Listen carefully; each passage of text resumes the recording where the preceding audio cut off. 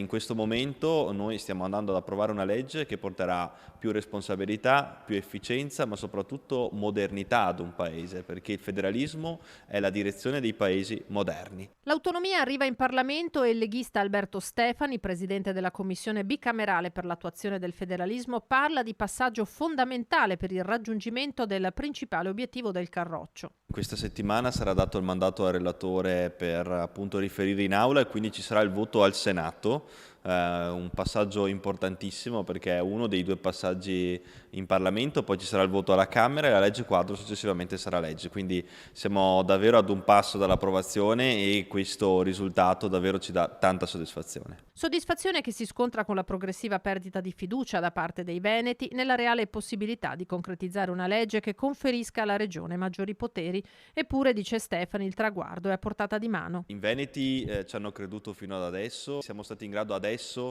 di ottenere questo risultato con un governo di centrodestra che ha posto l'autonomia al centro dell'agenda politica del Paese. Autonomia fondamentale per ridare ossigeno alla sanità che resta, dice il segretario della Lega, la migliore d'Italia che ne dica l'azzurro Flavio Tosi.